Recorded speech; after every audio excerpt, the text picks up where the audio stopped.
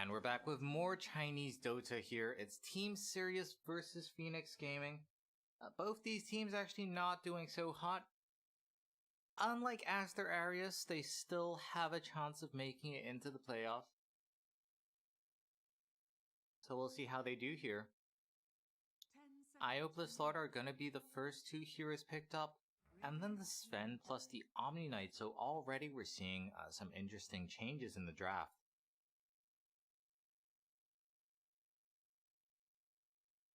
Sven is, generally speaking, one of the stronger heroes in this patch. I don't particularly see an issue picking him this early on. He does a certain counters. But the Omni Knight being shown this early on, and for the Omni Knight, there are some heroes that we know he's good against, there's some heroes we know he's bad against.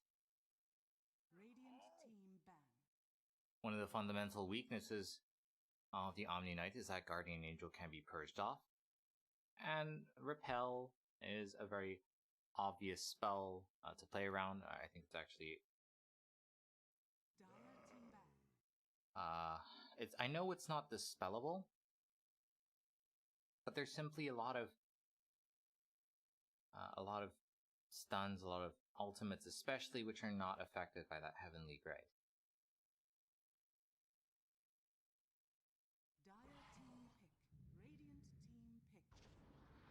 Mirana coming out here. Phoenix instantly locking that one in, having a very clear idea of what they want. And Mirana, we see, is often even first picked.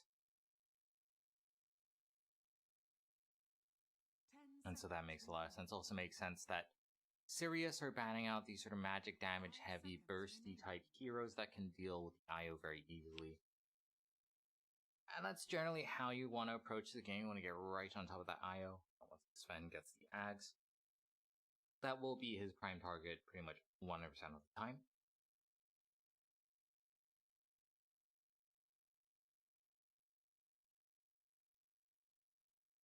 Troll Warlord still left in the pool, can do very well against Sven. I think a Slark, even though he's a bit off meta, is one of the best heroes to have against the Sven as well. As it stands, Phoenix are somewhat low in lockdown. The Sven, he's got a stun, sure, but I'm thinking specifically of an anti-mage. Currently, Phoenix don't have the best ways to lock down an AM.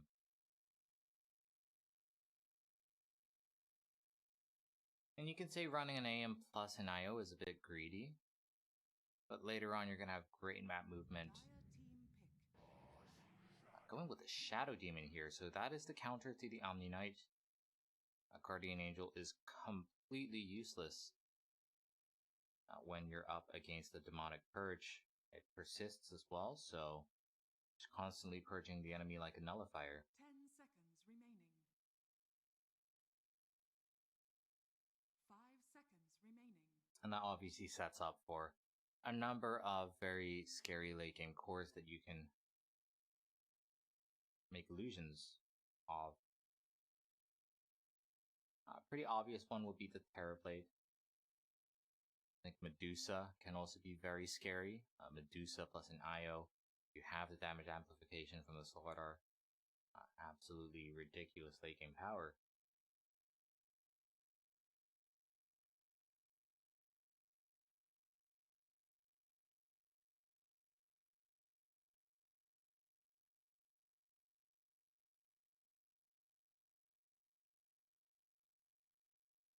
Whereas Phoenix Gaming, I think it's quite clear they need a little more CC. More than just a Sven.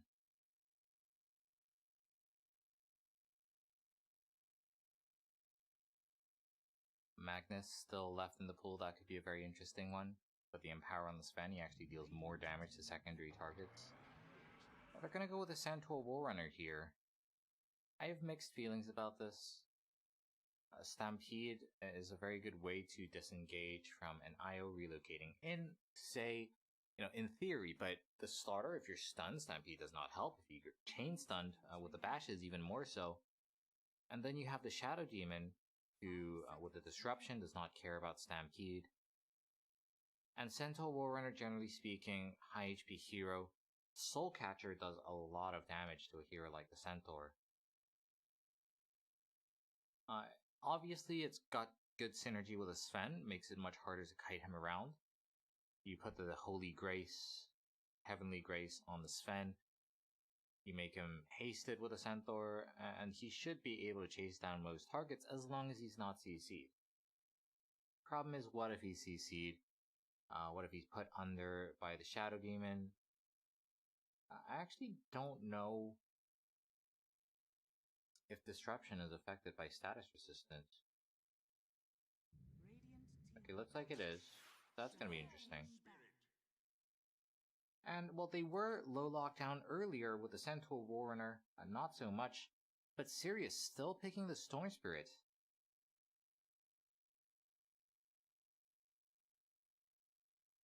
Radiant team ban. Dire team ban.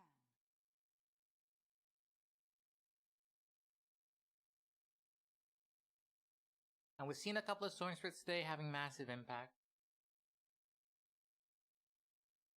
Banning out some of the nice counters to the Storm Spirit as well, the Queen of Pain as well as the Puck. The Puck especially is a good counter to the Storm. We'll see what Sirius choose for their position 1. I think Anti-Mage maybe not so ideal here.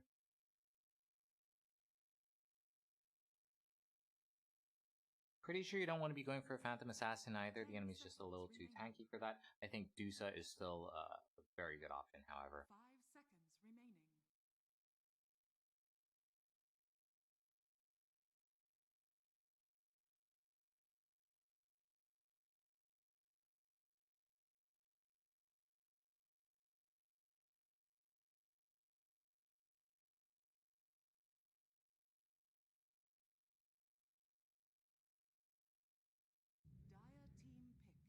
Dire team pick.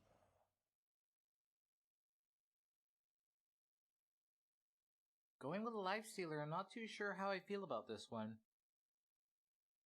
You're going to be playing against the Centaur Warrunner. I guess it's a pretty good lane for Lifestealer to be in since Centaur Warrunner is a very high strength hero. But then you have the Sven giving you all of that armor, the Omni Knight likewise, immunities if physical damage. And then the Centaur Warrunner can really kite you around. And he does have a very good delivery mechanism. You've got the Slaughter, you've got the Relocate, you've even got the Storm Spirit. They've got a lot of follow-up. And they do have a lot of nice map movement coming in, with the Lifestealer infesting into, say, a Slaughter and the IO relocating the Slaughter in. They could pick up anyone from, well, pretty much anywhere.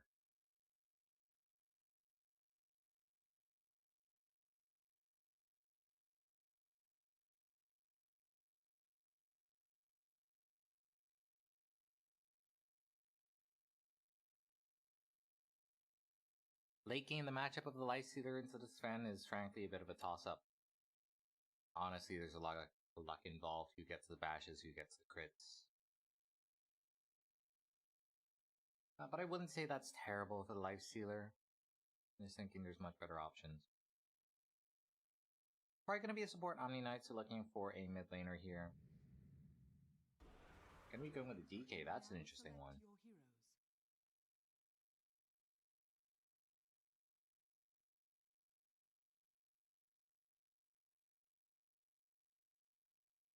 Something you have to think about with the Shadow Demon is that he can break passives once he gets an Agnum Scepter.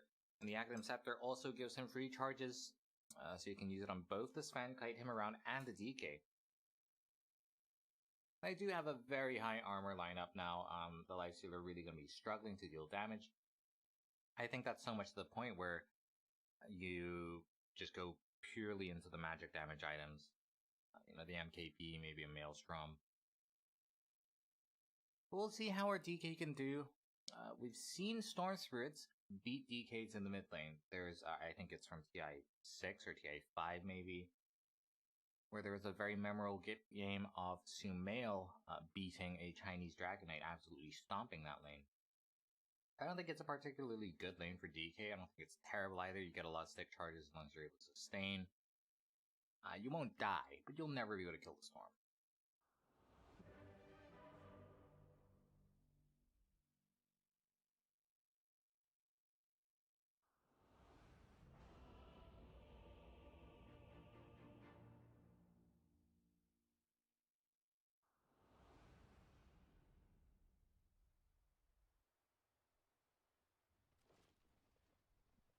Overall, though, with that Dragon Knight pickoff, I think in the long run, Storm Spirit's going to struggle. He's going to struggle against the stuns that they have.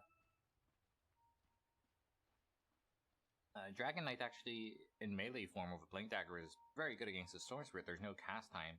It's like 0.1 second cast time, and in range form there's a projectile, but that doesn't really change if you're at point blank range either. And just going into the later game, I think if not for the Slardar, they simply wouldn't be able to deal any damage. But with the Slardar, maybe they have a chance. With the break on the Shadow Demon, maybe they have a chance to deal damage in the later stages of the game. Just gonna be building up the bash here on our Slardar. It's a little cute trick. 30 seconds to battle.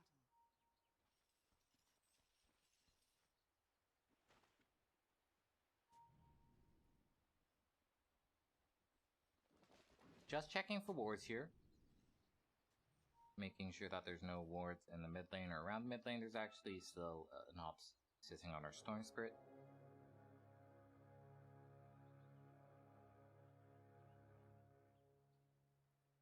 The battle begins.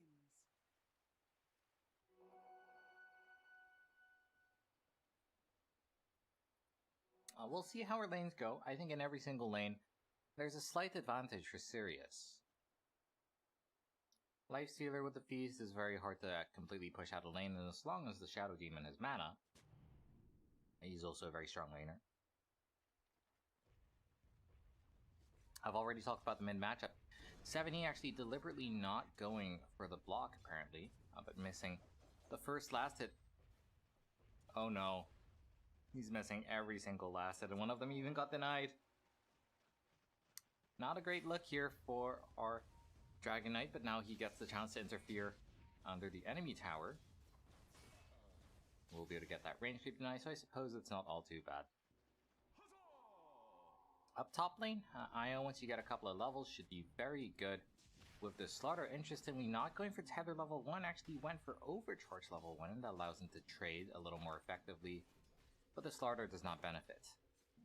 The Slaughter, generally speaking, high armor hero, high HP hero, does quite well against the Sven early on. The cleave damage later can be a bit annoying. It's a fairly effective form of harass. But likewise, you can easily close the distance, get those bashes going. Down bottom lane, a lot of damage already coming out to our Mirana. Shadow Demon is a very strong laner again, as long as you have mana. And that is a pretty big caveat if you can cancel his clarities. It's not that cost efficient to use mangoes instead.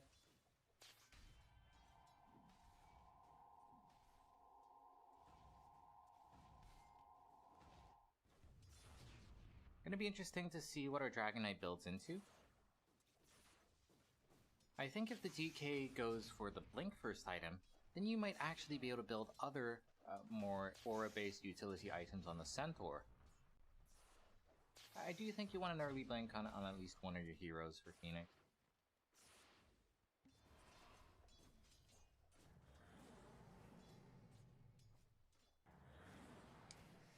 Poison stacking up here, but really do have to watch for the mana. He doesn't actually have enough mana to get up to 5 stacks. If he misses a single Shadow Poison, unable to refresh that stack on the Lina, means that he simply cannot go for any kills. Always have to watch out for the stick charges as well, giving over stick charges to the enemy. Unless you're able to get up to, say, 4 poison stacks, it's just not even going to be mana efficient. The Shadow Demon will be fine. We'll be able to use the disruption. We won't get stomped. But as it stands, Phoenix, they're doing much better than I expected in that off lane. CS barely behind. And 7E, he's sort of stabilized. You don't get magic resistance anymore from the Bracer. That's always very nice against the Storm Spirit. But 2 points in the Dragon Blood. Phoenix gonna be going for a little extra damage here. Without too much mana, the pull in, he didn't have any follow-up. Static Remnant. A bit of a waste of mana if you ask me. Phoenix playing against Phoenix, this is going to be very confusing for me later on in the game. Up top lane, our Slaughter is doing a decent job of farming. but so is the Sven. And their Omni Knight, I think at some point, just gonna disappear to go make some stacks. I personally do like watching stacking myself. We'll be following ZZQ for a while. Look at that, beautiful efficiency coming out. You know the Sven can clear stacks of pretty much infinite size. Runes coming up, stun here onto our Storm Spirit, but he's got a little help himself. IO coming in, Phoenix, he should be able to survive, especially with the Shadow Demon. Disruption makes sure that 70 can't follow in, and that Haste Rune going over to the Storm Spirit. He's going to be able to restore his mana, now going for the chase. Rico likewise, very fast, but they still won't be able to find anyone. Of course, the big story here is that the Storm was able to get the rune, was able to get the bottle refill. Gonna be pulling in 70 this time, does have the Static Remnant, and Rico taking plan at very low planet. He doesn't have any more leap charges. Taken dangerously low, but he will be fine. We're almost 5 minutes in, and we haven't seen a single kill just yet. Bottom lane, I don't think there's any way the Lifestealer can actually kill the Centaur Warren. I don't think the Centaur Warren can ever kill Lifestealer either.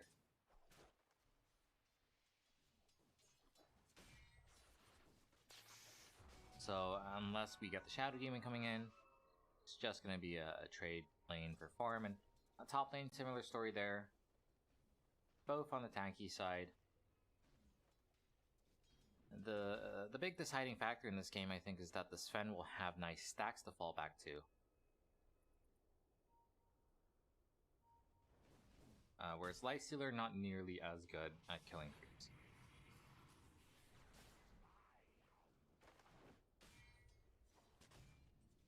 Once the Dragon Knight hits level 6, you can pop the ultimate, can try and get some damage onto the tower, and that's exactly what he's going to do. For the Storm Spirit, being in lane is not always the most efficient thing, because you can get so much value out of the jungle.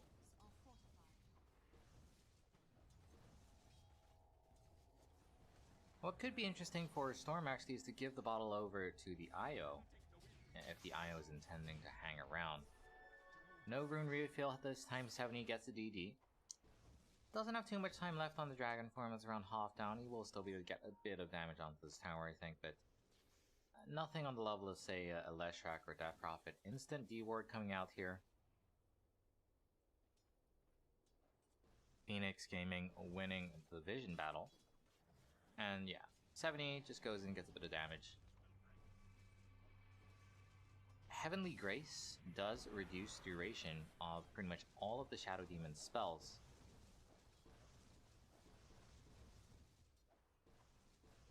A 70 walks in, tags a couple of tower hits, walks back out. Slowly chipping away at that tower. And the farm war continues. And with 0 kills happening, bit of a farm advantage for Sirius, which is kind of what I expected, but I mean, if you look at net worth, it's really nothing to write home about. Ooh, first kill coming in here. Phoenix able to grab that one for his team. Oh, the Sea Creep coming in means that they can pressure this tower. Might be able to take it outright if no defense is there. LWW able to get revenge for that ward.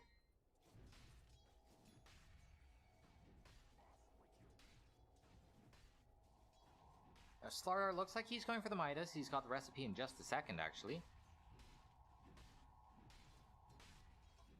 So an 8-minute Midas, that's very good timing.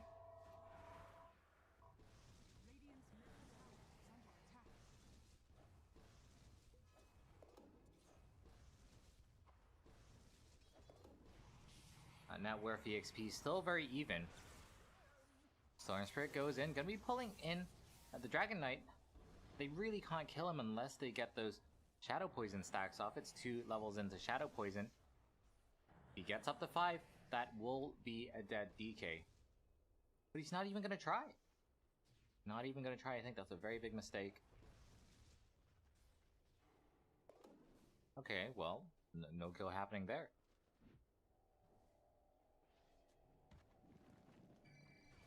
DK TPing up top, will not be able to get in range for the stun, however. And this is a dragon form which could otherwise be used to damage the tower. That tower, it's not very healthy to begin with. From the last dragon form, it will still be able to survive.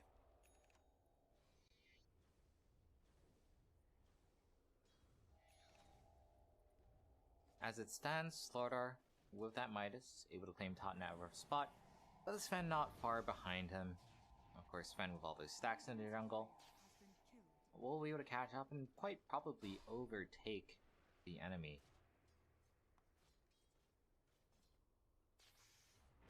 Quite consistently, Phoenix have been getting vision in the enemy jungle, but they haven't been able to make too much happen. And really, it's only one kill, 9 minutes into the game. It almost feels like I'm watching League of Legends here. No rotations. Sentinel Warrunner is quite low. Will be forced to use the Stampede, and that's going to be the end of that.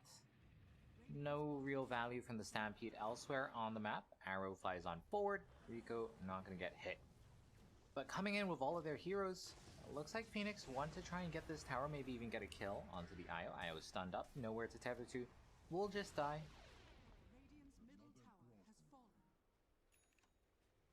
Finally seeing that mid tower fall 10 minutes in.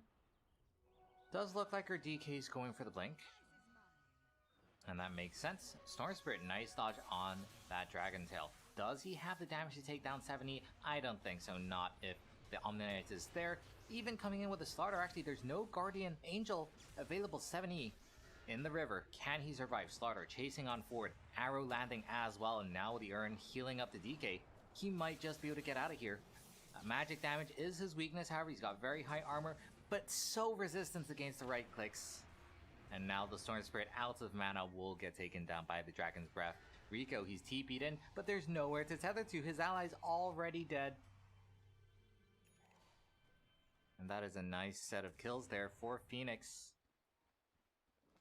And that's the power of the Dragon Knight. That's only 2 points into the Dragon's Blood, actually. That's absolutely ridiculous. He's only going to be getting tankier from here. And the minus armor from the Slaughter apparently wasn't enough.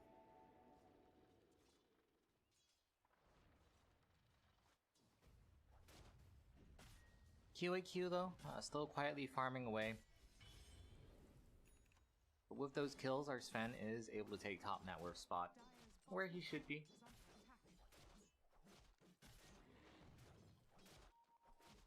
Just want to point out that actually we've got free knights here. I'm not too sure what the bonus is these days for having free knights on your lineup, but we've got the Omni Knight, the Dragon Knight, and the Rogue Knight.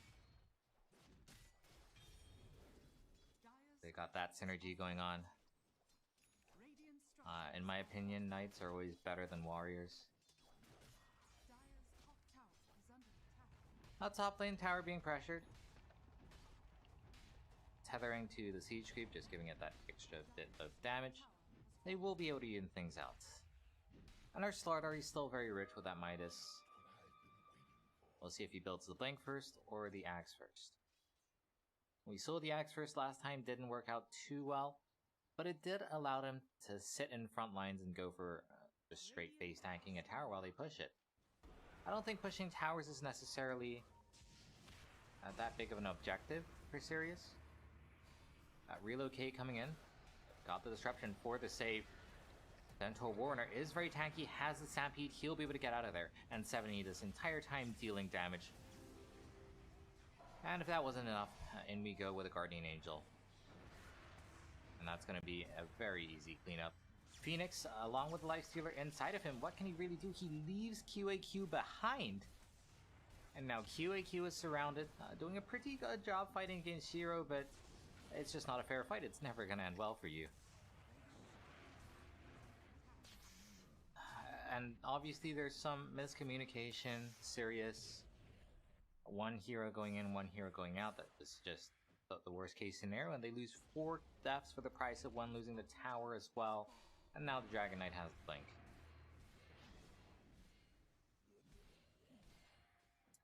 Sirius, honestly, if you look at the standings, they're not doing too hot. Along with Phoenix Gaming and Aster Arius, they are sitting at the bottom. And all the other teams have picked up a good number of wins. We'll see if they can turn their fate around here. It's still looking a bit, I guess, floaty. I don't know if that makes sense. The shot calling isn't there. Every single hero is sort of just running around doing their own thing. And, well, Blink Dagger forward from our Dragon Knight, very easy setup. Shadow Demon didn't stand a chance. Radiant's bottom tower is under Our Sven, his farm is progressing quite well. Gonna be going for the Ags before the BKB. I don't want to say that's the safer option, but it's an option that you still can't go wrong with. Blink forward once again, however, no angle into the arrow. Keeps her in the way. Interestingly enough, Storm Spirit going for the Orchid. And the Orchid, I think, can do very well or very poorly. A lot of it depends on the positioning on the Omni Knight. If you can Orchid the Omni Knight, take him down immediately while not getting stunned, then I think that could be pretty good. But if not, if you use the Orchid on, say, the Sven, if you use the Orchid on, well, any other hero than the Omni Knight's going to be able to save them.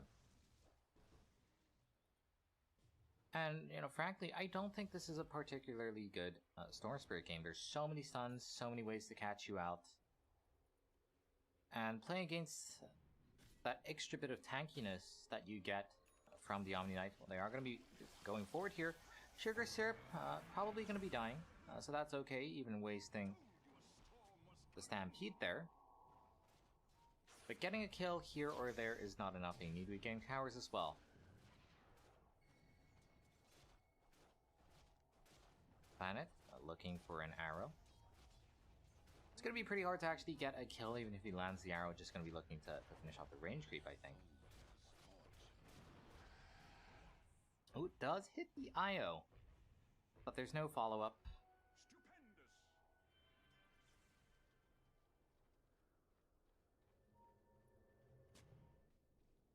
It's generally speaking hard to say who has the better late game. Personally, I want to favor Phoenix Gaming. If Sirius are able to win the late game, it has to involve an Aghanim Scepter on the Shadow Demon.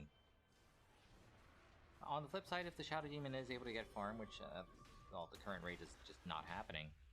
But if he does get up there, he's very effective with the Demonic Purge, multi-purpose disabling passives, as well as disabling the Guardian Angel.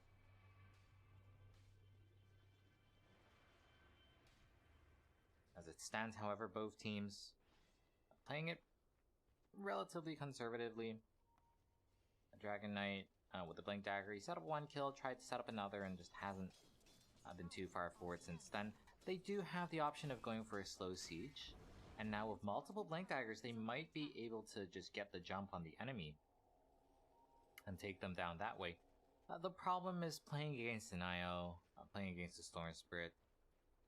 If you split up, there's the risk of you getting picked off, and we saw that early on to our Centaur, who is supposed to be a pretty tanky target, happening once again. They got the Orchid, but the Omni Knight nearby. This is nearly an impossible kill.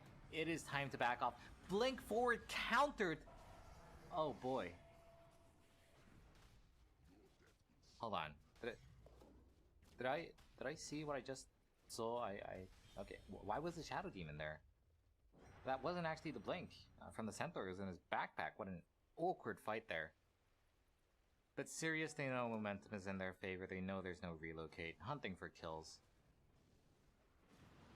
Could quite easily tank this tier 1 tower and backdoor it. And technically tier 1 towers don't have backdoor protection anyway. Slardar going for the tanky build. We'll see how that works out for him. Personally, I don't like it. They do have the Storm Spirit who can initiate.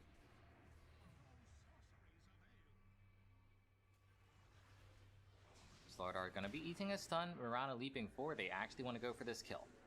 Wei standing by. And our Slardar in the river, he runs fast with the Guardian Sprint. He'll be fine.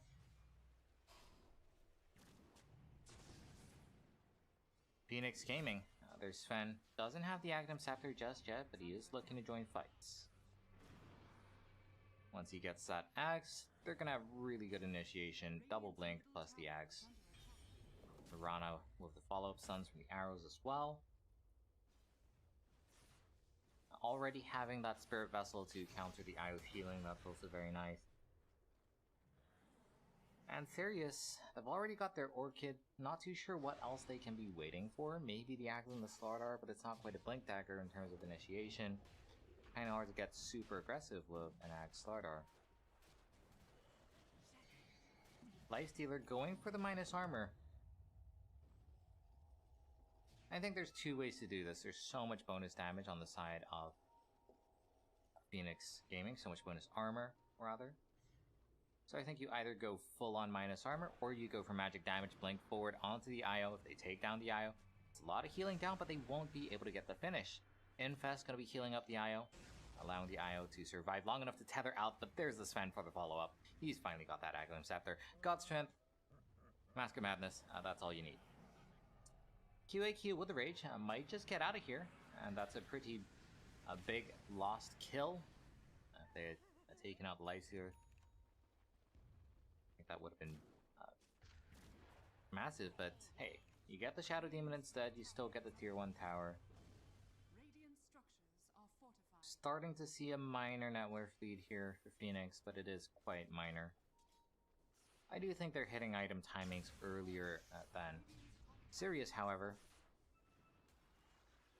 The Storm Spirit's still working on that BKB, that's a long way away. We've got the Aghanim Scepter on the Slardar, that makes him very tanky. Nice try from 70, but that was never going to happen. But the Omni Knight, he's so powerful when you try to go for these individual heroes. Centaur goes in, gets a stun only onto the Lifestealer, but that's a lot less DPS coming out. Guardian Angel going to be protecting our Omni Knight for now.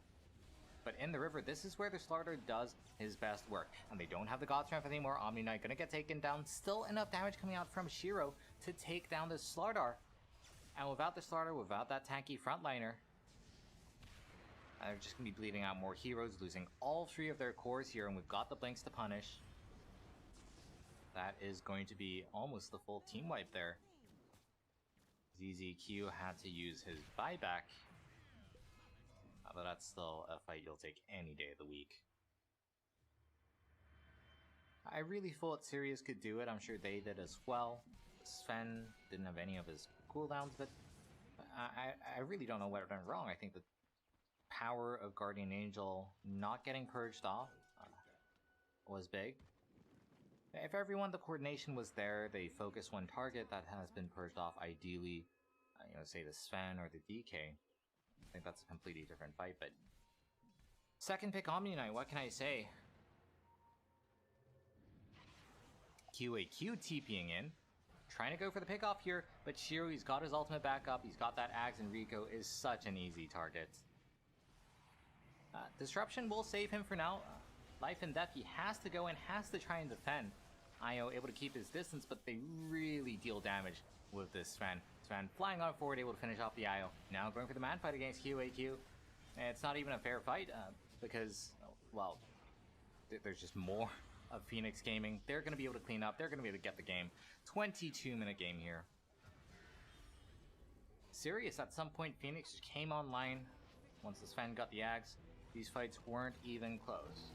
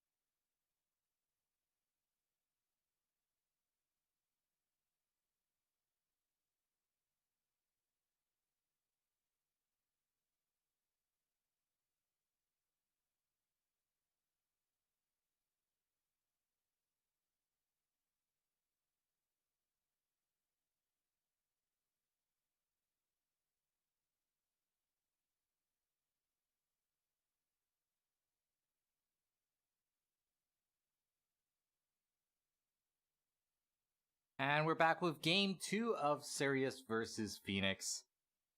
Sirius kind of got walked over in that last game. Once the Sven came online, once he got the Aghanim Scepter, he just lost every single team fight, then the game was over pretty fast.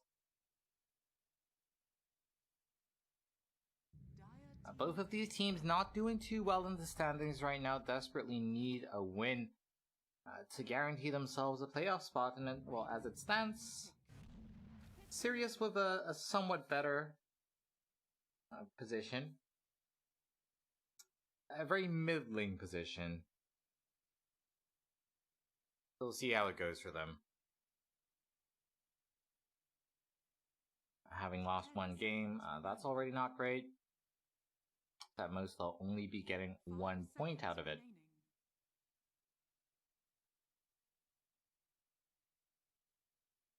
Elder Titan coming out very early on.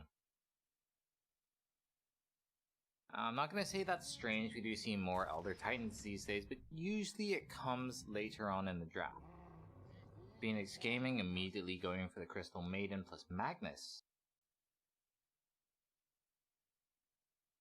And that too is very interesting, the Magnus really setting up for the rest of the draft. But the CM as a first pick is not something we see all that often anymore. We used to see a lot of Crystal Maiden plus Bloodseeker. CM having that reliable CC, that sort of setup for the Blood Right. We'll see if that happens later on. As the Crystal Maiden, it's a quiet buff, but you do benefit a lot from the mana regen as a Magnus, for example. Your jungle clear becomes significantly faster if you can freely spam out Shockwave. The thing about farming with Empower is that even though the mana cost got nerfed maybe a year ago, it's still very efficient on the mana front. But that extra bit of speed that you can get from the CM, that's nice as well.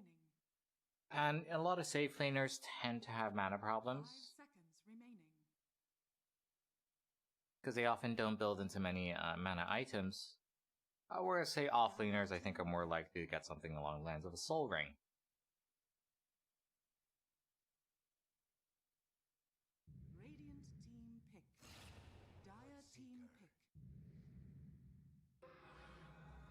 And that's going to be the Bloodseeker I was talking about, just a classic combination with a Crystal Maiden.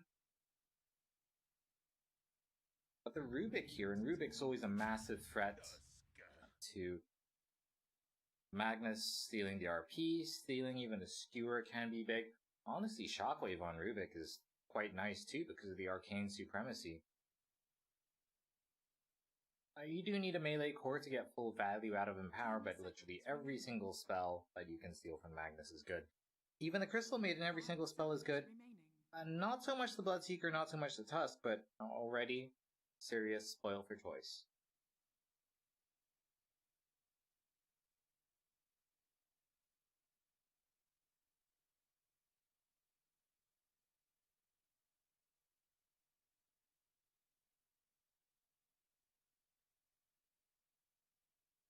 Phoenix, as it stands, are playing a dangerous number of melee heroes.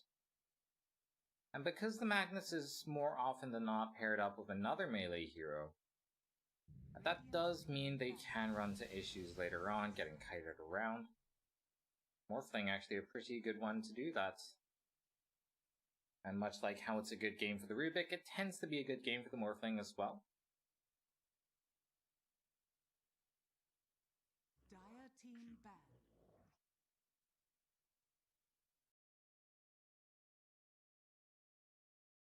Sirius, now they've got a good mix of damage and CC. Elder Titan's not too reliable as a stun, but with the Rubik being there, they should be able to land a couple of stomps. 10 seconds remaining. Lanes are going to be interesting. Doom often played as a mid, but really doesn't have to be. Traditionally played in the offlane role. Radiant team ban.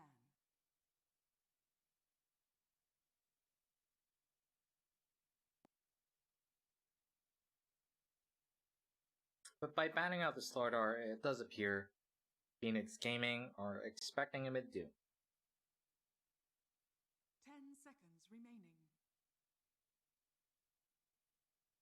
5 seconds remaining. As for Phoenix, pretty good ban on the Troll War. That was a very obvious pick.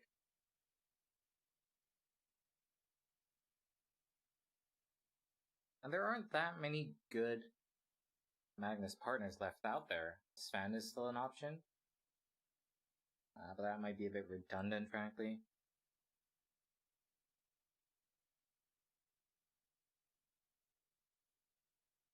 Oh, I think an Alchemist would be a very interesting pick for a safe laner.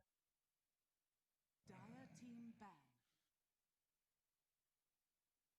Not a very common hero these days, but we do see it from time to time. And I do very much like the matchup of Alchemist into Doom. It really cannot doom you, and the Morphling does not benefit too much from the Alchemist spells. Remaining. And you have a decent matchup into the Morphling as long as you don't get bursted down at the start of the fight. Remaining.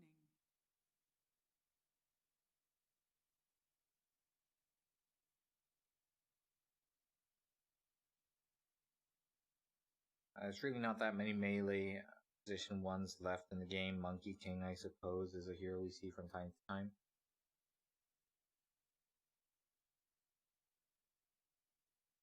Spectre is always a possibility, but Spectre doesn't have the most obvious synergy with Magnus. It's not bad, but not a hero you typically think of.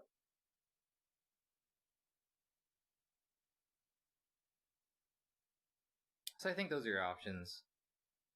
Sven, Spectre, Alchemist. I guess Phantom Assassin is still in the pool, but do you really want to be picking a PA into a Doom? We've seen it work sometimes, but I really hate that matchup.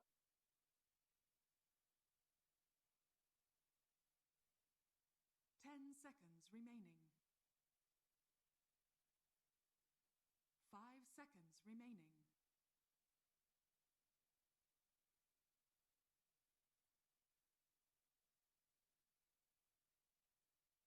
Dire team pick.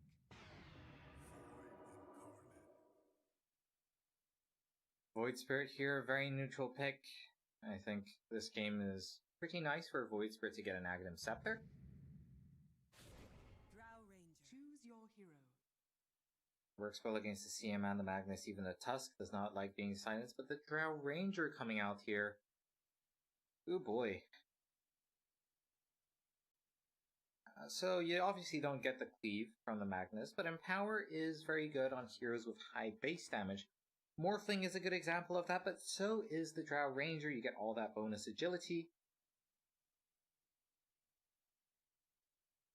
So our Drow is going to be hitting very hard. I'm a bit scared that the Morphling and the Void Spirit will be able to get onto her. Very mobile heroes, and you do have the Tusk who can somewhat save the Drow, but nothing like a Vengeful Spirit to really build that distance.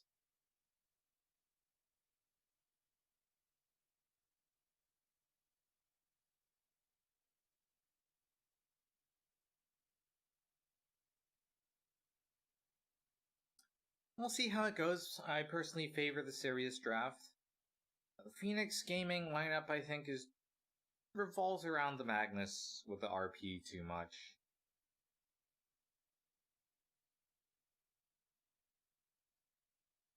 And if he doesn't get the RP, then, I mean, Morphling, you have no way to control him. Morphling out of control is ridiculously strong. Void Spirit, likewise.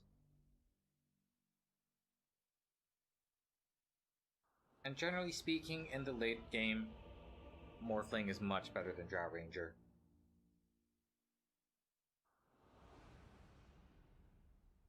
But then again, they did lose to Phoenix in the previous match in 20-odd minutes. So maybe I should be looking at that metric instead.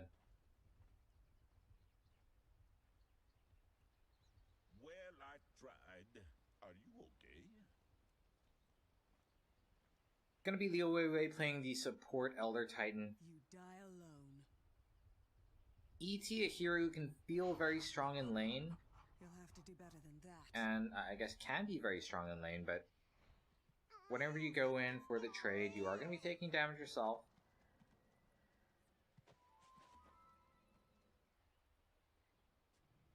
And if the hero is not able to go in bully around the enemy with Astral Spirit, then he's a very weak laner. It's not like the Stomp counts for much. 30 seconds to battle. Very strong hero in the mid late game when it comes to team fighting, when it comes to that CC and natural order you can never underestimate. Lots of magic damage on his team, lots of synergy there.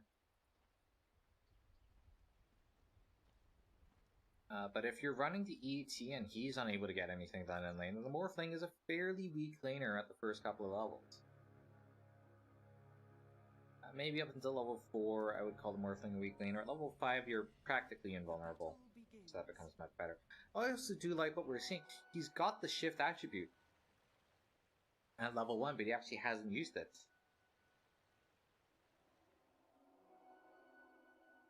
Only now morphing into agility. Just playing it safe. You really don't benefit from having full agi at level 1. And that's where sometimes we see morphlings just get caught off guard and just taken down as first blood, and that's a terrible way to start a game. Sugar Syrup is taking a lot of damage from this ET, but again, it's not quite a cost-efficient trade. If you look at the HP, it's actually in favor of the Bloodseeker. And I do expect our Bloodseeker to have a decent time for the first couple of levels, but at some point the Morphling, again, he becomes invincible. Leo Wei Wei, on the other hand, does fall off as the later the lane goes. But you can always make stacks as the ET, that's always nice. And actually with the Crystal Maiden being out of mana, he's able to get a couple of free right clicks in.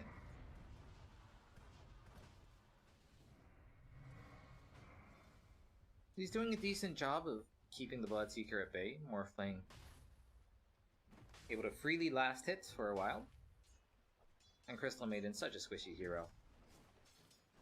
Leo Wei Wei, I guess I underestimated the power of the Elder Titan.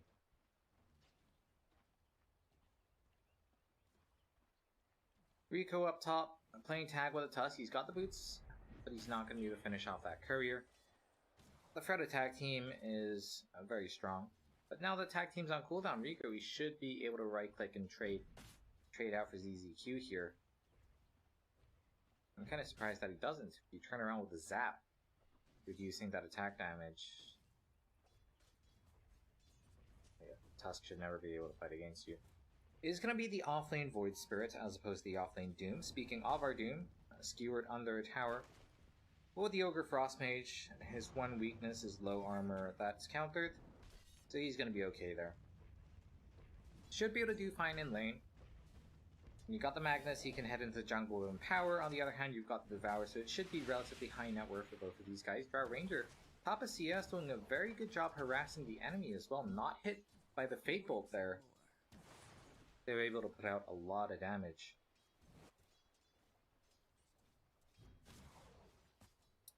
Offlane Void Spirits, generally speaking, less farm, less levels. Ooh.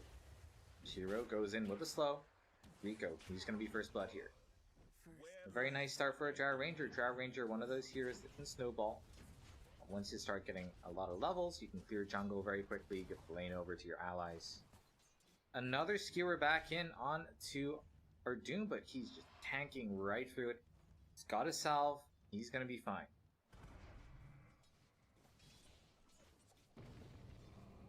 Once again, going to be using the Blood Right combination with the Crystal Maiden. Can't quite get the kill, but low HP heroes is good for the Bloodseeker.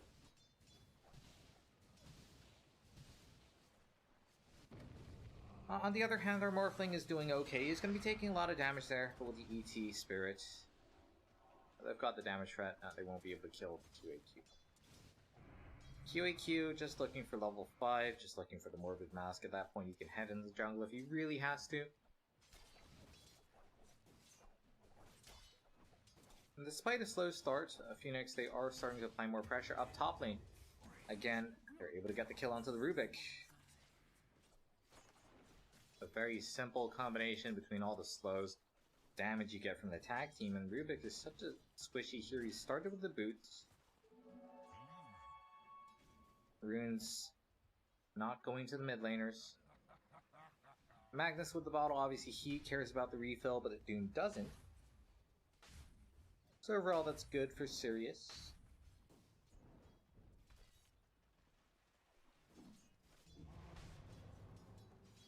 And Rubik, I think he's had enough in that top lane. Still stuck at level 1.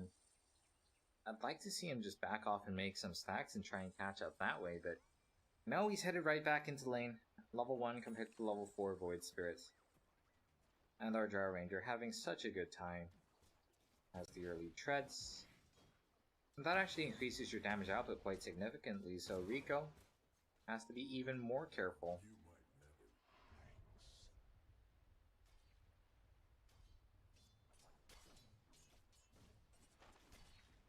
Starting to build a bit of a CS advantage from our Bloodseeker over the Morphling. But as I was saying, Morphling, you're very close to being unkillable. You will be able to find farming, no problem whatsoever. Magnus in the jungle, going to be getting efficiency there. But if you look at net worth, the Doom is only slightly behind because of the Devour Gold.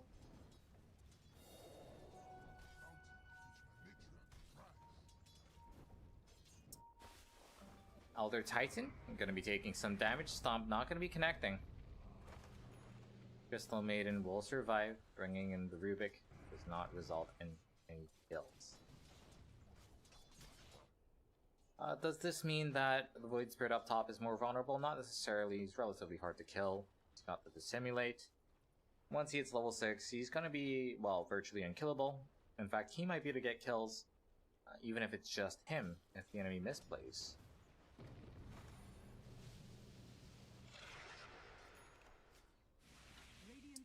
Crystal Maiden meeting up with Doom in the river, but she's going to be fine. Dooms often do not take their ultimates at level 6, instead preferring to get the Devour maxed out as soon as possible.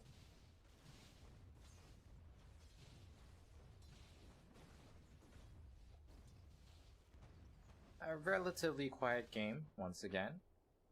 Only 2 kills, 6 minutes in, both of them being on the Rubik. And ZZQ is waiting in the wings, looking for the angle, but I don't think you'll ever find an angle against the Void Spirit. We are about to hit Rupture on the Bloodseeker.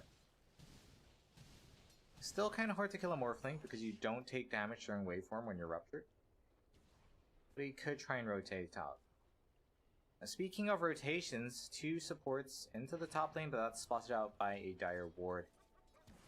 Phoenix know exactly what's happening. They can perhaps even try to bait.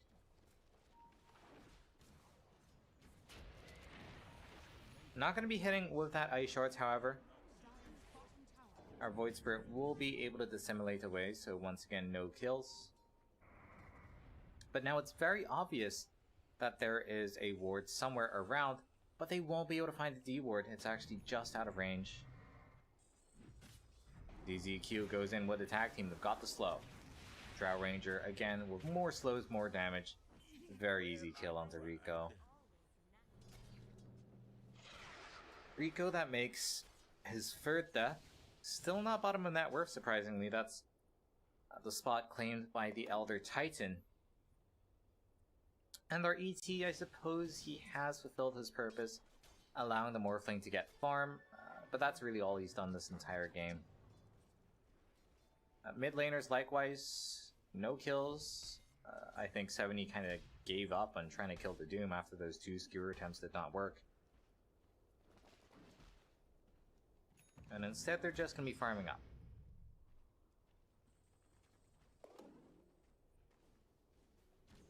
Hard to say who that favors in the long run. If the Magnus puts that money towards a Blink, then maybe they can control the pace of the game. If he puts it towards the Echo Saber, then he's farming even faster. On the other hand, finally seeing the first rotation out of lane, our Doom does not have the Doom leveled up just yet, but he's got a spare skill point. Gonna be putting that into the ultimate now. Can we find a kill? You want to be getting onto the Drow Ranger. The mobility from Life and Death makes it so easy to get on top of Shiro, and even without the Doom, they are going to be able to get that kill.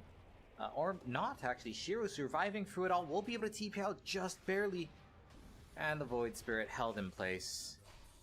Shockwave for the finish. Phoenix able to defend their Drow. The Ice Shards on the Doom was absolutely clutch there. I thought they'd still be able to get the kill with the Elder Titan and the Stomp coming in, but well, apparently not. On the bright side, they still have the Doom cooldown available, so going to be going for round 2. That Observer Ward has since expired. Sugar Syrup lifted up, and he's going to be the Doom target. Ice Shards this time, not getting the perfect block, but still allowing the Bloodseeker to build some distance. EZQ himself taken very low, but will not fall. Now the RP onto the low HP Doom, as well as LWW. Skewer forward looking for the finish. QAQ joining up, that is a significant damage threat. Can they actually finish off these kills? Consistently, they've been having issues. Morphling comes in, taking a lot of damage from the freezing field, but QAQ is just a little bit too tanky. He gets a double kill, that's nice.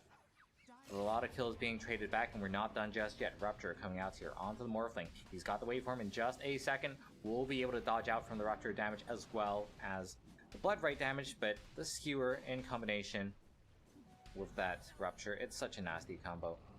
Morphling desperately trying to shift back into Agi so he can turn his strength again, but that's not enough. It's such a desperate situation for him. The second he went full strength, basically, his death was written on the walls. Once again, it's Sirius trying for aggression. Once again, it's Phoenix who come out ahead. And we're very close to the Blink Dagger over Magnus. It does look like he's going for the Echo Saber, however, if he's going for the Blink, he'd already have that. So we're going Echo Saber first, and frankly, with the rate of the game, 4k in favor of Phoenix. Doesn't feel like they have to force anything out. It's not like he has the RP that's still on cooldown. So they're not going to be smoking up immediately, might as well go for the Echo Saber. And that was the Doom expended, that was the Morphling TPing in. And all these resources only resulting in a loss. And Rico dies once again. How many deaths are we up on? Yeah. That's not a good luck. I don't care if you're position 5, 4 deaths 11 minutes in is not great. Phoenix Gaming now taking the initiative, going to be going for this tier 1 tower bottom. And this is normally with the point where we see sort of the mirrored movement, where the other team goes for the tier 1 tower top, and I suppose with the Doom closing in, that is the plan. But the Morphling somewhat falling behind, he just wants to hit creeps. Relatively efficient in the jungle with that high agility, and he's got the lifesteal, so he will be able to tank. The Wei Colt in the river, not going to go down. If the Tusk was there earlier, perhaps a different story.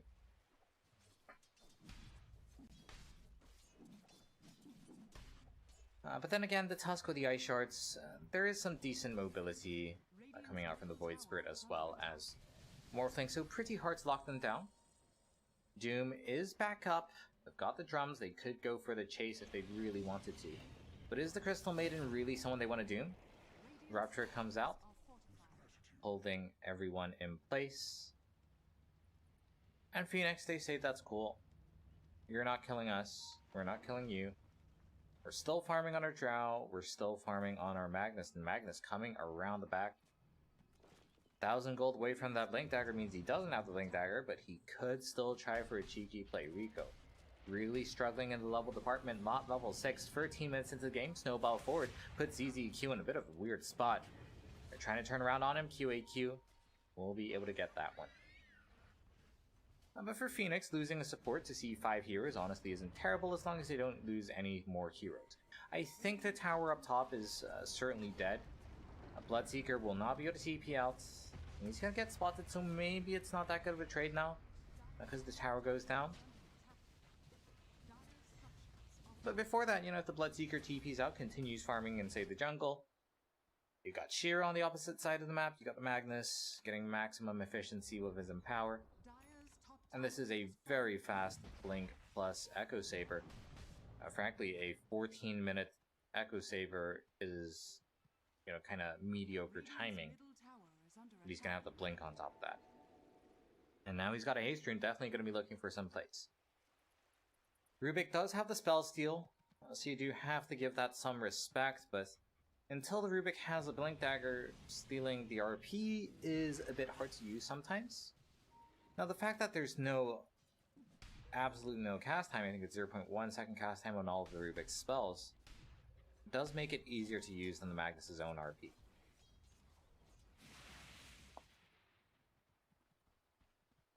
With the Blink available on the Magnus, they're going to be smoking up, not actually smoking up with the Magnus.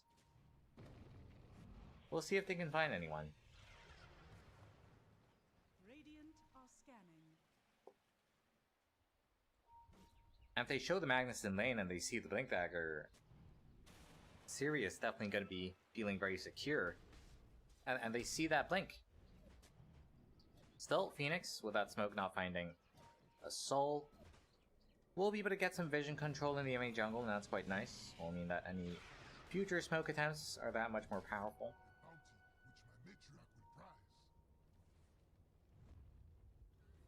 And Sirius, they go for a smoke off their own. They've got to blink up on their Doom.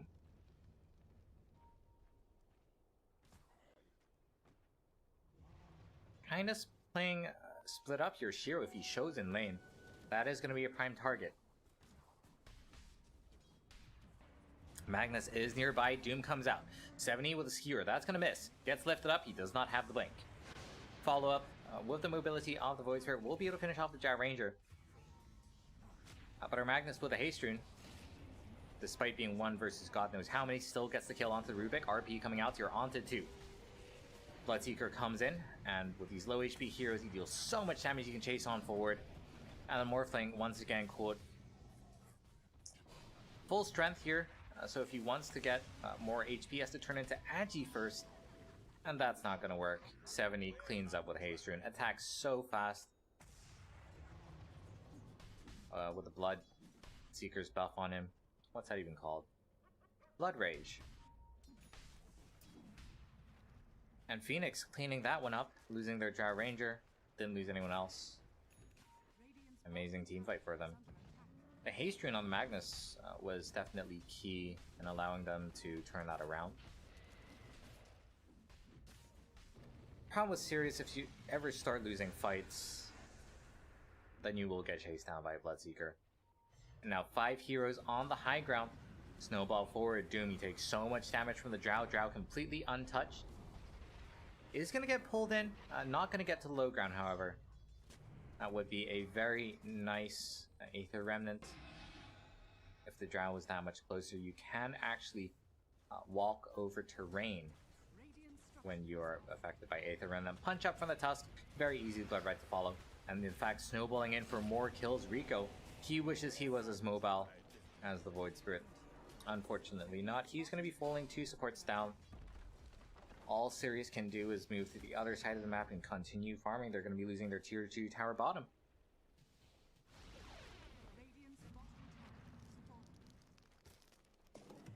That's a 9k net worth lead for Phoenix Gaming. 17 minutes into the game.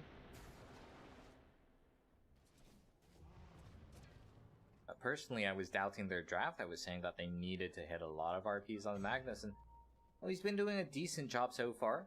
Might be getting even more out here. Skewer not going to be connecting, but they might be able to get the kill onto the Void Spirit anyway. The Crystal Maiden Bloodseeker combo is just so nasty. RP actually being used there was not cancelled. Not going to result in any kills. But Rico, he does not go for the steal. I actually think that's a bit of a mistake. But he didn't have the cooldown. It's a fairly long cooldown if you don't have the axe.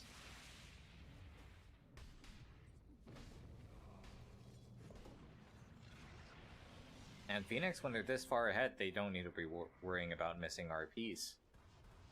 Just no way that Sirius can fight into them. Now, the Morphling is honestly not too far behind in farm. It's everyone else in the game. The Void Spirit right now, all he has is a Spirit Vessel with no charges.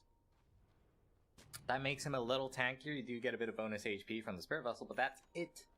That is it. No utility, no way to protect him from the Drow Ranger. Silence from the Bloodseeker. Silence. And as we saw just down in that bottom lane, he gets caught out. And their Doom has a Blink Dagger, I suppose. But without the BKB, if you're unable to get on top of the Drow Ranger, you will just be shredded.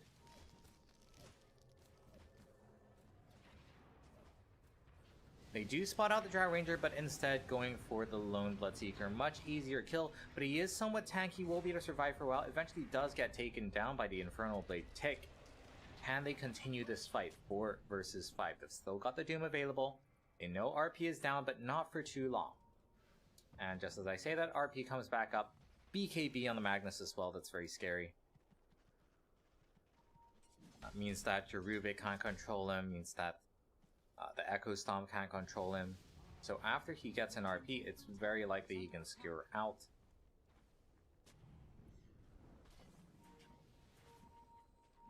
Phoenix, they're thinking about it. They're thinking about going for the 4 versus 5. And that's a lot of grouped up heroes here. RP comes in, does hit 2. Rubik as well as Doom taken down. Doom unable to get his ultimate off. And they do have the damage to take down the Morphling. Morphling, if he turns into Strength, he's just very squishy because he doesn't have any armor. And likewise, if he's in Agi, he just doesn't have any HP. Yeah, QAQ will be able to survive for now, but eventually will fall. Did last longer than I expected. The only thing that Life and Death can do here is run. Phoenix get 3 kills, including the 2 big cores, and the net worth continues in their favor. Roshan is very much a possibility with the Drow Ranger. They do need someone to tank it, but the Bloodseeker with his build can do that just fine.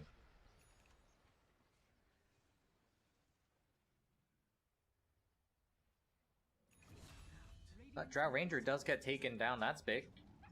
Does cost them the Doom, so once the Drow Ranger respawns, they're going to be getting right into it. A bit of a lucky break here for Sirius. That's more time for their Morphling to farm, especially that's very important, making sure that he stays relevant. A Morphling is one of those heroes that is amazing to play from ahead, but actually feels very bad if you're playing from behind. You simply just don't deal enough damage. And if the fights go poorly, if you have to start the fight by turning into strength, then it's very hard for you to rejoin the fight because it takes so long to turn into Agi and then back into strength a bit.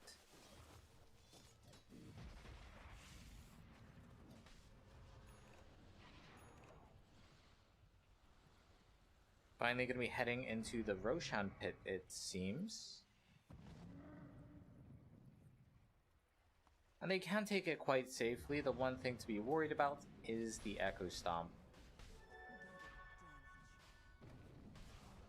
And now their Titan is very annoying, but he himself doesn't have any ways to get into the pit. As long as they disengage as the Echo Stomp comes out, nope, they're not even going to need that. Sirius not even attempting to contest the DD from the Drow Ranger. Makes it so fast. I think this is the point where you want to start thinking about finishing the game.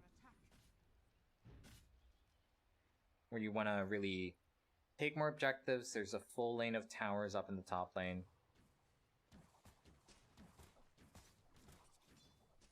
Or if you swing in from the mid lane, there's no more tier 2 tower left bottom, so you can easily take 2 lanes of Rax. I don't think there's any items you're waiting for on the Drow. Full Shadow Blade completed on the Magnus. That's nice. That's going to make the initiation much smoother. But else, yeah, we got a Blink on a Tusk coming out, I suppose. So that's nice. No, that's not a Blink. Huh? That's just a very poor Tusk. Okay. All he has is a Spirit Vessel, but if you look at the net worth, that's pretty much the same as our Void Spirit. Void Spirit is going to be going in. So far, they have found the Magnus, and he doesn't have the BKB usage because he's doomed. Can they actually finish him off, though? It's going to be pretty close. Strength here, he's got decently high regen. And Phoenix, not going to get cools out there, just some cooldowns traded. But now the Magnus can be coming in with that RP, sorry. Still low HP, but cooldowns much in favor of Phoenix Gaming. QAQ hiding in the trees. Scan from the Dire, finding no one. But still with the Aegis, I do think Phoenix can look to finish things off. Should be able to get the tier 2 tower. Frankly, I think it can siege high ground, no issues whatsoever with the Doom being down. And look at how forward ZZQ is playing. If only he had that blink, the initiation would be much smoother. He's going to do it the old-fashioned way, trying to walk in. Will get lifted in, and that means he has to snowball under this tower. But no lift, because it was used earlier. He will not get punished. That's just how far ahead Phoenix are when a position 4 can roll into the enemy base and walk out. I do like what we're seeing from Phoenix, the player that is, trying to go slow down the creeps, but evidently not worth it if he loses his life. They're actually going to give up on the chase. And likewise, Void Spirit, just looking to push out lanes, looking to delay what is hopefully not inevitable. And they're really delaying this push. Drow Ranger still has plenty of time left on the Aegis, another 2 minutes for that one. They should at least be able to clean out this mid tier 2. But the other Titan with the Spirit, it's very effective at slowing down pushes. And then again, when the enemy is a very farm Drow Ranger, how much can you slow it down by?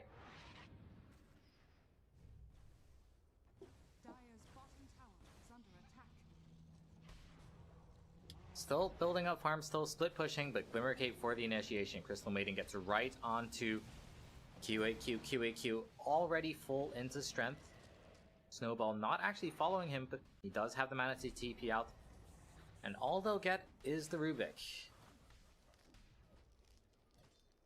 Then again, if you're serious, especially because you've got the Void Spirit on the other side of things, this is time where you are not losing Rex. And any time that you're not losing Rex when you're down 15,000 net worth is a good time.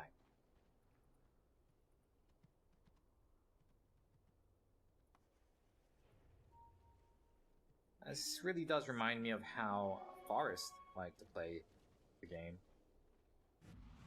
Playing from the behind is difficult. Ooh, Morphling goes in, tries to get the kill onto the Crystal Maiden. But I don't know about this one. Won't even be able to finish her off, and well, with 3 heroes on her, that's just not going to work. And that was a very ambitious play to begin with, frankly. Crystal Maiden already disengaging with the Glimmer Cape, and QAQ decided to go greedy. And that, well, clearly did not work. Aegis is expiring in just a second, but no Morphling. Is this the opportunity that they need to finally breach high ground? RP coming up in just a second. Sirius have to be very careful with their positioning. If they're too far forward, they will just get skewered out. Although Titan does buy some time, Glyph forced out. Phoenix, I think they're happy with this. They no longer have the Aegis as well.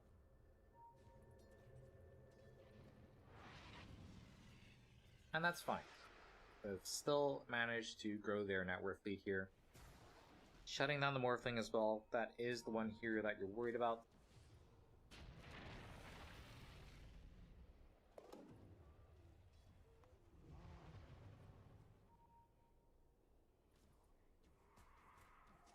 Blink Dagger still a long ways away for our Tusk. He's actually pretty poor.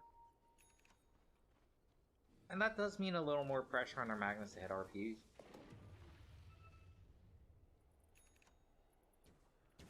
Drow working on the BKB. Neutral items coming out. Titan Sliver and Paladin Sword are both very nice on the Drow.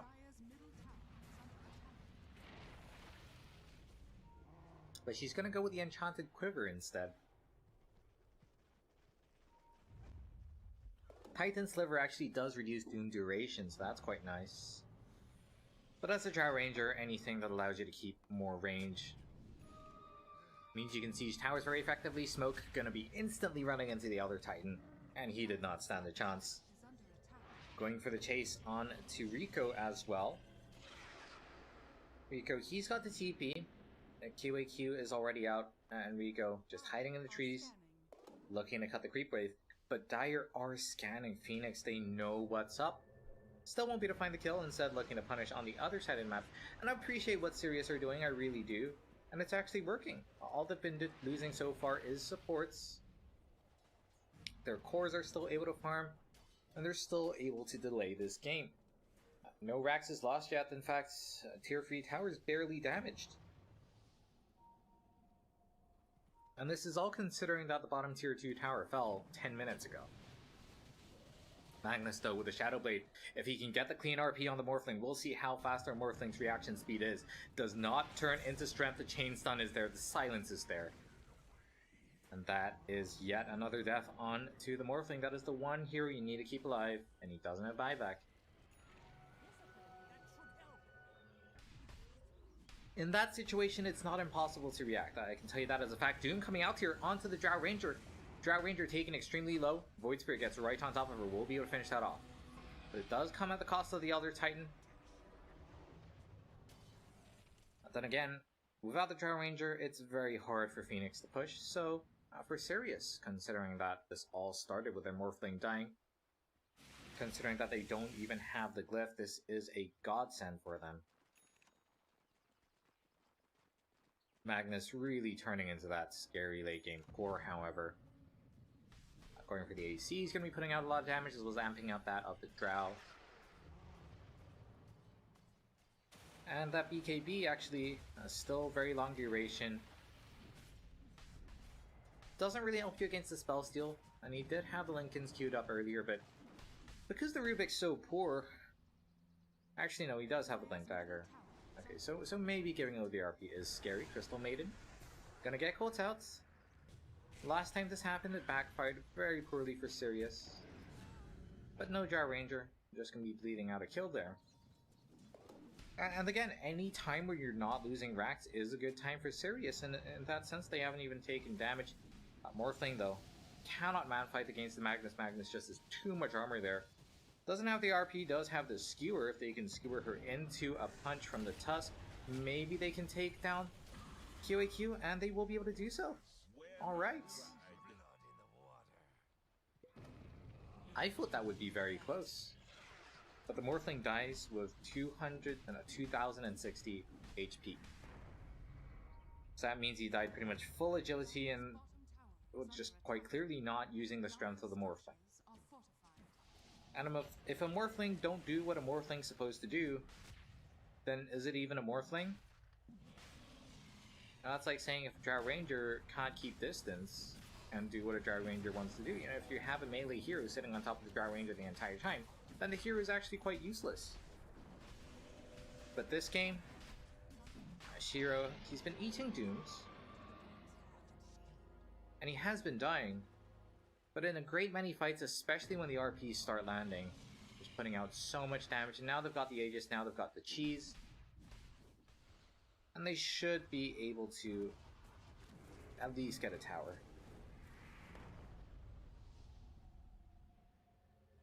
It's quite important for Sirius to be protecting their creep waves, and that's where something like a pipe can come in handy.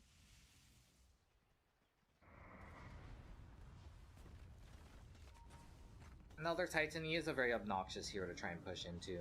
There's no doubt about that. Not to mention the constant split pushing coming out from the Void Spirit especially. But they do have to be careful about their positioning on the high ground. Magnus sees an opportunity, he will just RP. And when you're this far ahead, frankly, you can't afford to make some mistakes.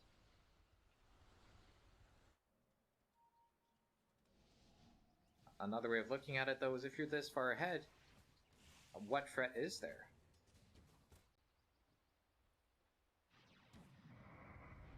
In the long run, you have to worry about your cores getting 6 slotted before the enemy, but that's, you know, that's maybe 20 minutes down the line. We did have a very long game earlier today where we even saw tier 5 items come out.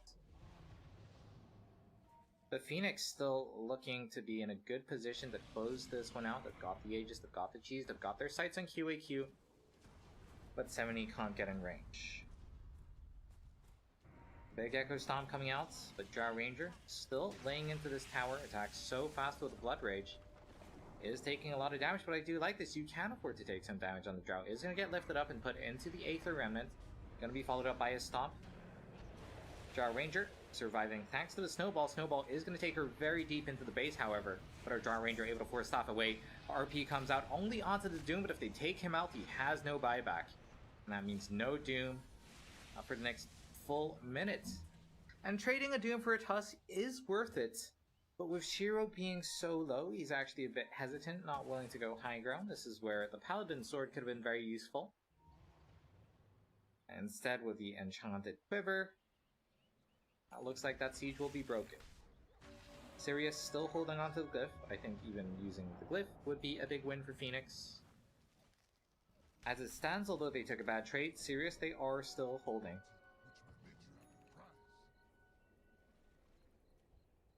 It's actually the Magnus who has the Paladin Sword, and with the amount of DPS he's putting out, I suppose that makes sense. Very high armor, so all of the heal he's dealing will be worth a lot as well.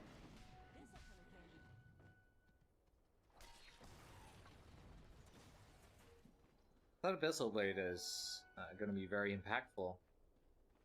It means that he can confidently get in range for the RP, and confidently cast it knowing that his target is stunned, won't be able to waveform out or dissimulate out in that duration.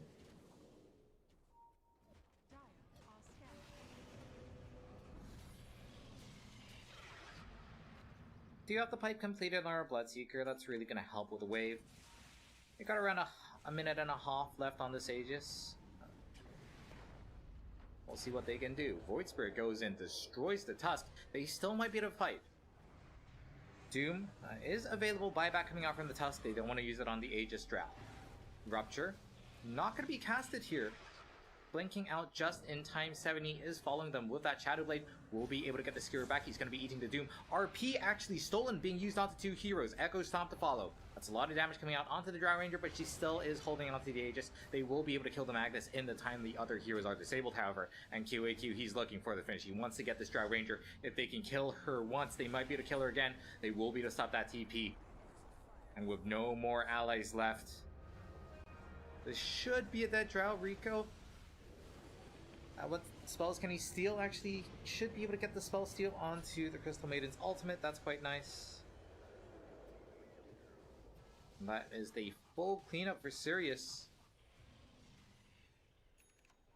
Despite being down 20k net worth, they find the opening. Rico with that stolen RP doing so much work.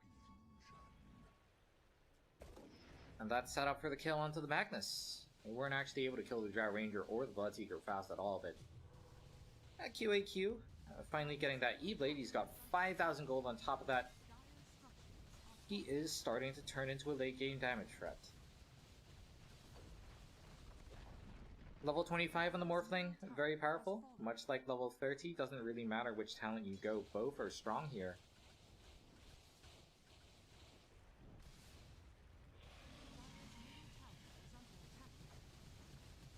Morphling going to be building that Scotty, and that's just going to mean more damage, more chase potential. Still a good 4k, 3k net worth behind the Drow, but they have held.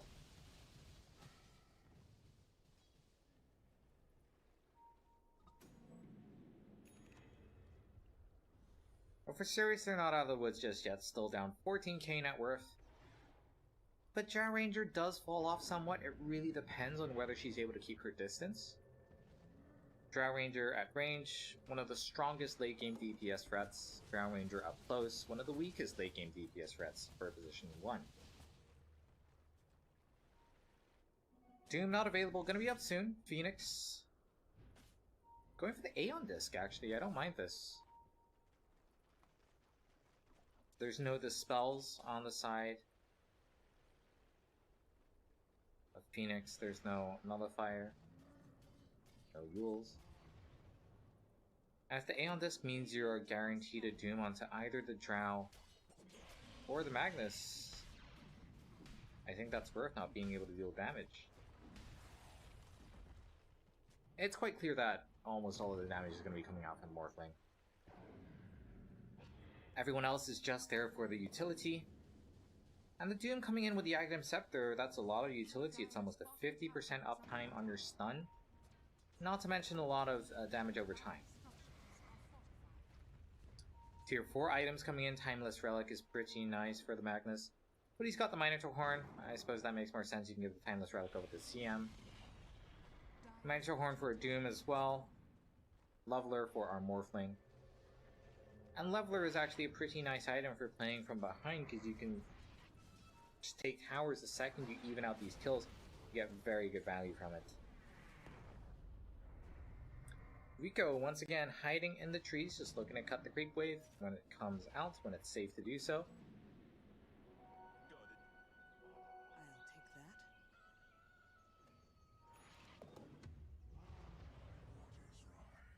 Level 26 on our Magnus goes for the RP stun duration. No one this game who really benefits from the empower damage. Morphling so close to level 25. I said either talent is fine. Personally, I prefer the waveform charges. And I think on the Drow Ranger, you almost always want to go for the cooldown reduction. At least that's my personal opinion. Again, it goes back to the fact that if the enemy's on top of you, it doesn't really matter how high your marksmanship proc chance, and if they're not on top of you, even that 12 extra percent, I think you shred the enemy regardless. So a 30% cooldown reduction has actually been nerfed significantly. It was something like 40% or maybe 50% at some point. Sirius grouping up. Does this mean they can go for a smoke and try and catch the enemy off guard? I don't think so. But it also means they're not getting caught, hopefully. It's actually Phoenix who go for the smoke up first, heading into the Roche Pit. But Elder Titan has his courier there. Aether Remnant on the high ground makes it very hard to engage into. Generally speaking, Elder Titan, we're seeing how good he is at slowing down pushes. He's very good at contesting Roshan as well. They will be able to spot that one out. Sirius, what can they do about it? Don't want to let that go. Earth Splitter to lead things off. Magnus goes in. Is able to stun Phoenix, making sure that Phoenix can't get into the pit. Shira, though, has the Aegis. Refresher Shard taken by the Tusk. And now it is time for Sirius to leave. They are not going to get good value out of here. Looks like our Doom will beat escape. No, RP catches him. RP onto one. Is that worth it? We'll find out. QAQ in. Cannot finish off any kills just yet, but multiple low HP here. Is QAQ able to get the job done? Now the Drow Ranger are going to be respawning. And, well, as long as the Morphling is full Agi and full HP, you are not going to be able to kill him. Started off pretty poorly for Sirius, but the one-man RP was not enough in the end. And the good news for Phoenix is that the enemy does not get anything. They might have gotten the cheese. So Bloodseeker holding the cheese now. And yeah, so Sirius actually don't get any of the items. Not the Aegis, not the Refresher Shard, not the cheese. But they do get a very big team fight win. And really closing the gap in the Morphling's network. He scales very well into the late game. Going for that Satanic, and they do so much damage now. They can't quite take out the CM, and with the Drow Ranger buying back, it's a little too risky to commit. But that's okay. You've also denied the Aegis to the enemy. Still thinking of going in, though. This is very risky movement. QAQ, he gets silence, uses the BKB to purge it off. He knows he has to get on top of the Drow Ranger, but Drow a little too tanky for his likes. Gonna be going for the Crystal Maiden instead. Turning into the Beautiful Maiden, will still not be able to take down Bloodseeker. But all in all, a very good situation, forcing out multiple buybacks. The Tusk did buy back earlier in that fight, if I'm not mistaken. Or not. But down 2 buybacks, especially the buyback on the Drow Ranger. That is quite worrying for Phoenix. And they've been in control of this game the entire time.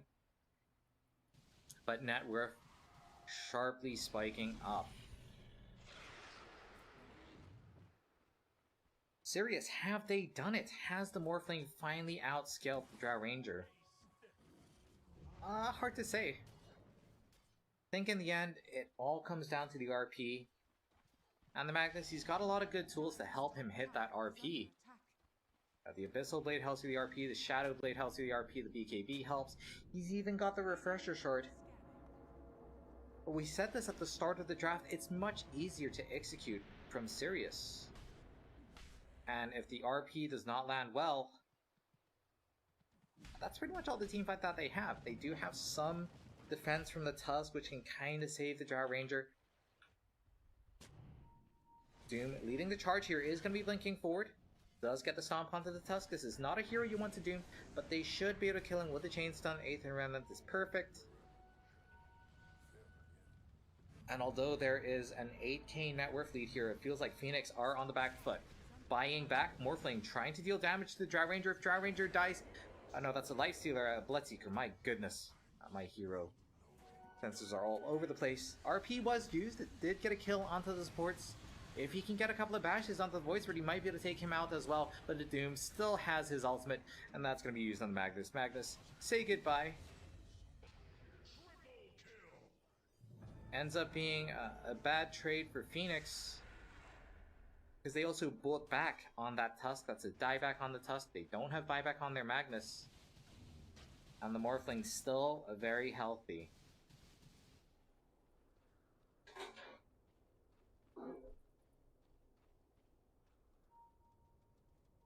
What can you do with a